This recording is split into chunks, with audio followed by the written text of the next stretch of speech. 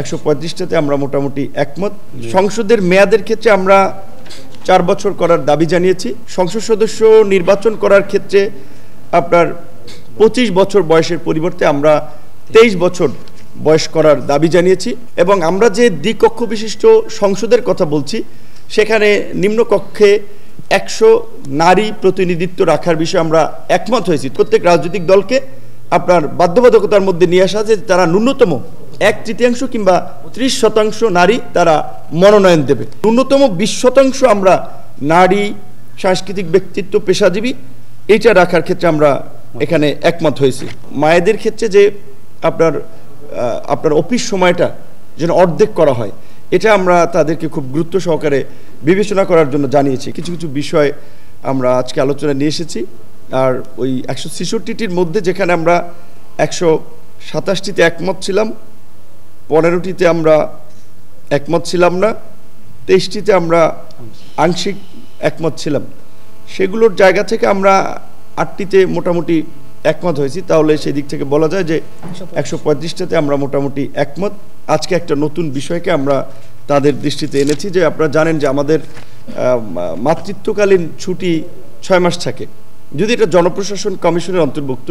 কিন্তু আমরা বলেছি যে যেহেতু স্বাভাবিকভাবে একটা বাচ্চার গ্রোথ এবং তার ব্রেনের বৃদ্ধি থেকে শুরু করে 2 বছর সময়টা গুরুত্বপূর্ণ, সেই জন্য অন্তত একটা বাচ্চা জন্মগ্রহণ করা থেকে 2 বছর পর্যন্ত আসার জন্য অন্তত মায়েদের ক্ষেত্রে যে আপনার অফিস সময়টা যেন অর্ধেক করা হয়, এটা আমরা তাদেরকে খুব গুরুত্ব সহকারে বিবেচনা করার জন্য জানিয়েছি। কারণ একটা ভবিষ্যৎ মেধাবী প্রজন্ম গড়ে তোলার জন্য অবশ্যই এই ক্ষেত্রে আমাদের তো একটু গুরুত্ব দেওয়া উচিত। সংবিধানের মূল নীতির প্রশ্নে বহুত্ববাদের বিষয় নিয়ে যেহেতু অনেক ধরনের মতভেদ তৈরি হয়েছে, সেখানে আমরা বলেছি যে এখানে ধর্মীয় সম্প্রীতি রিপ্লেস করা যায় বহুত্ববাদের পরিবর্তে। সেখানে সংস্কার কমিশনের কাছ থেকেও আরেকটু বিষয় এসেছে যে তাহলে বহুত্ববাদ কিংবা ধর্মীয় সম্প্রীতি এটার পরিবর্তে অনেকের আলোচনা এই বিষয়গুলো উঠে এসেছে যে যেমন গণতন্ত্র, সাম্য, মানবিক মর্যাদা এবং সামাজিক সুবিচার, এইটুকুর বিষয়ে আমাদের ঐক্যমত আছে কিনা, এটাতে আমরা ঐক্যমত পোষণ করেছি। এবং সংসদের মেয়াদের ক্ষেত্রে আমরা 4 বছর করার দাবি জানিয়েছি, বা আগে থেকেও যেটা আমাদের প্রস্তাবে ছিল। সংসদ সদস্য নির্বাচন করার ক্ষেত্রে আপনার 25 বছর বয়সের পরিবর্তে আমরা 23 বছর বয়স করার দাবি জানিয়েছি। কমিশনের পক্ষ থেকে 21 তারা প্রস্তাব করেছিল। সেখানে আমরা বলেছি যে বাংলাদেশের বিদ্যমান শিক্ষা ব্যবস্থায় গ্রাজুয়েশন শেষ করতেই 22-23 বছর লেগে যায়। সো ন্যূনতম গ্রাজুয়েট শেষ করার আগে সংসদ সদস্য বা আইন প্রণেতা হওয়াটা বোধহয় সঠিক হবে না, সেই জায়গা থেকে একটু অন্তত 23 রাখা যেতে পারে। পাশাপাশি আপনার যেটা বহুল আলোচিত বিষয় যে আপনারা জানেন যে সংসদের যে 70 নম্বর অনুচ্ছেদের একটি বিষয়, সেই জায়গা থেকে আমরা বলেছি যে অর্থ বিলের পাশাপাশি যেন আস্থা বিলের ক্ষেত্রে নিজ দলের বিরুদ্ধে ভোট দিতে না পারে, এর একটা বিধান থাকা দরকার। কারণ না হলে আপনার যে কোনো সময় সরকার আপনার পতনের ক্ষেত্রে কিংবা যেটা বলে হর্স ট্রেডিংয়ের মতো সংসদ সদস্যদের বেচা কেনার একটা প্রবণতা আমরা অনেক আগে থেকে এই উপমহাদেশের রাজনীতিতে আমরা দেখেছি।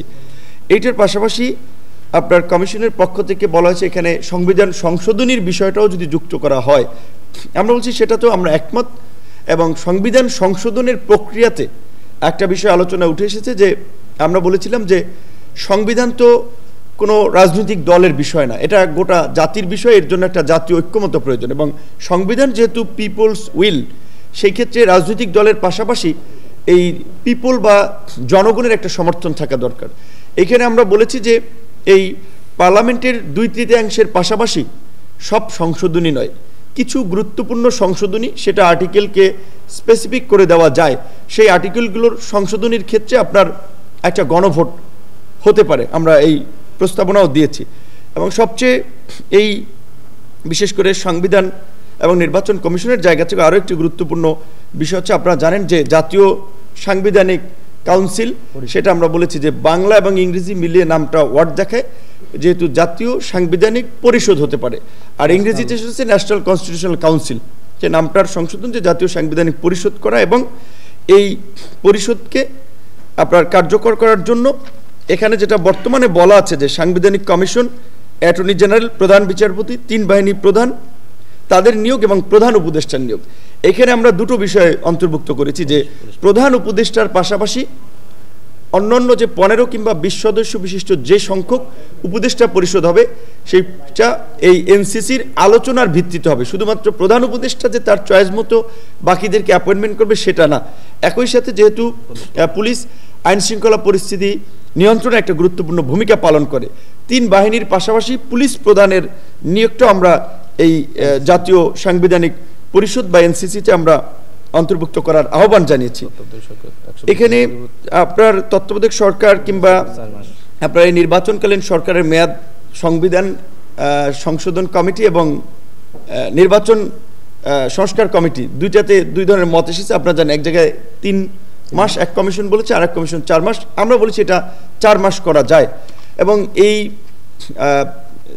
আপনার অন্তর্বর্তীকালীন সরকারের সময় স্থানীয় সরকারটা বা কেয়ারটেকারের সময় স্থানীয় সরকার নির্বাচন করাটা এই 4 মাসের মধ্যে অনেক ক্ষেত্রেই সম্ভব হবে না। তবে এইবারের ক্ষেত্রে আমরা বলেছি যে রাজনৈতিক ঐক্যমত্য তৈরি হলে স্থানীয় নির্বাচনটা এইবার করা যেতে পারে, কিন্তু এটা ওই যে 4 মাসের কিংবা 3 মাসের অন্তর্বর্তীকালীন সময়ের যে কেয়ারটেকার গভর্নমেন্ট হবে সেই গভর্নমেন্টের অধীনে এটা সম্ভব না।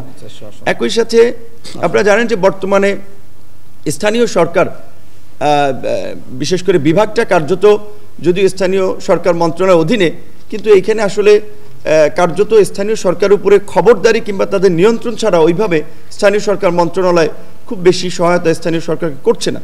সেক্ষেত্রে স্থানীয় সরকার একটা স্বতন্ত্র কমিশন গঠনের কথা বলা হয়েছে, আমরা এটার সাথে একমত পোষণ করেছি। এবং আমরা যে দ্বিকক্ষ বিশিষ্ট সংসদের কথা বলছি, সেখানে নিম্নকক্ষে 100 নারী প্রতিনিধিত্ব রাখার বিষয়ে আমরা একমত হয়েছি। তবে প্রক্রিয়ার ক্ষেত্রে আমরা ঘূর্ণায়মান পদ্ধতিটাকে আমরা সঠিক মনে করছি না।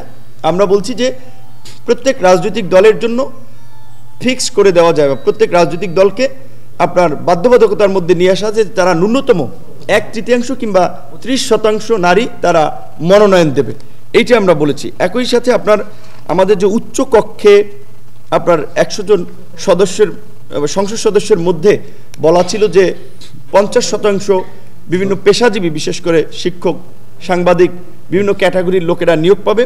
সেখানে আমরা বলেছি যে এইটা বিজয়ী পার্টির উপরে অনেক ক্ষেত্রে বা রাজনৈতিক দলগুলোর উপরে সিদ্ধান্ত বেশিরভাগ ক্ষেত্রে দেওয়া উচিত।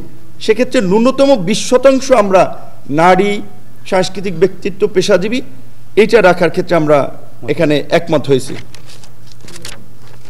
এবং বর্তমান নির্বাচন কমিশনের আপনার যদিও আরপিওতে আছে যে ছাত্র এবং শ্রমিকরা কোনো রাজনৈতিক দলের অঙ্গ সংগঠন বা ভ্রাতৃপ্রতিম সংগঠন হবে না, কিন্তু কোনো রাজনৈতিক দলই এটা কিন্তু করছে না। বরঞ্চ ছাত্র সংগঠন, শ্রমিক সংগঠনের কমিটি দিচ্ছে, দেখবেন যে রাজনৈতিক দলের শীর্ষ নেতারা এই ছাত্র শ্রমিকদের পাশাপাশি পেশাজীবীদেরকে আমরা দলীয় লেজুরভিত্তিক রাজনীতি থেকে বাইরে রাখার জন্য রাজনৈতিক দলগুলো থেকে আলাদা করার বা তারা যেন রাজনৈতিক দলের পার্ট না হতে পারে সেই বিষয়ে কিছু কার্যকর পরামর্শ, পাশাপাশি যদি প্রমাণিত হয় যে পেশাজীবী ছাত্র শ্রমিকরা রাজনৈতিক দলের লেজুরভিত্তিক করছে বা রাজনৈতিক দল তাদেরকে ব্যবহার করছে, তার জন্য একটা ন্যূনতম শাস্তিমূলক ব্যবস্থার কথাও আমরা এখানে বলেছি। এবং বিশেষ করে আরও একটি গুরুত্বপূর্ণ বিষয়, আপনারা জানেন যে ইতিমধ্যেই যেটা হচ্ছে যে বর্তমানে প্রত্যেক মাসে 8টি করে রাজনৈতিক দলের আত্মপ্রকাশ ঘটছে এবং নিবন্ধিত রয়েছে আপনার প্রায় 55টি রাজনৈতিক দল। নির্বাচন কমিশন 2008 সালে আপনার এই নিবন্ধনের আইন করার পরে সর্বশেষ যে বিধানটি ফলো করা হচ্ছে যে 1/3 জেলা কমিটি, 100 উপজেলা বা থানা কমিটি, সক্রিয় কার্যক্রম সহ এবং অফিস। আমরা মনে করি এটি একটি স্ট্যান্ডার্ড আইন, এটি একটি সুন্দর ব্যবস্থা। এই ব্যবস্থার মধ্যে দিয়েই রাজনৈতিক দলগুলোকে নিবন্ধন দেওয়া উচিত। এই ব্যবস্থার পাশাপাশি আমরা বলেছি একটা রাজনৈতিক দলকে নিবন্ধন পেতে হলে ওই যে নির্বাচনের আগে গোয়েন্দা সংস্থা কিংবা বিভিন্নভাবে রাজনৈতিক দল তৈরি করে সুবিধার জন্য, বিভ্রান্তি তৈরি করার জন্য, সেই ক্ষেত্রে আমরা বলেছি ন্যূনতম 3 থেকে 4 বছর যেন এই নিবন্ধনের জন্য তাদের সক্রিয় কার্যক্রম থাকে, এটি যেন যাচাই বাছাই করা হয়। তো এটি ছিল আমাদের মূলত আজকের এই সামগ্রিক সংস্কার প্রস্তাবনা নিয়ে আমাদের বক্তব্য এবং বাস্তবায়ন। এই আমরা এটা আমাদের মতামত দিয়েছি যে এই যে আমরা প্রস্তাবগুলো দিলাম, আলোচনা হলো, এর বাস্তবায়নটা কি প্রক্রিয়া হবে। আমরা সেক্ষেত্রে বলেছি যে এটা যে জাতীয় ঐক্যমতের ভিত্তিতে এই সংস্কার প্রস্তাব নিয়ে একটা জাতীয় সনদ আপনার গৃহীত হবে, যেখানে সকল রাজনৈতিক দল বিশেষ করে যারা এর সাথে জড়িত স্টেক হোল্ডার তারা স্বাক্ষর করবে। একই সাথে ভবিষ্যতে যেন কেউ এই সংস্কার কিংবা জাতীয় সনদকে আইনি কিংবা কোনোভাবে যেন চ্যালেঞ্জ করতে না পারে, বাতিল করতে না পারে, সেজন্য আমরা বলেছি যে এটা একটা এর পক্ষে একটা গণভোট নিয়ে এটাকে চূড়ান্ত করুন। আমাদের এই প্রস্তাবগুলো আমরা সংস্কার কমিশনের কাছে দিয়েছি।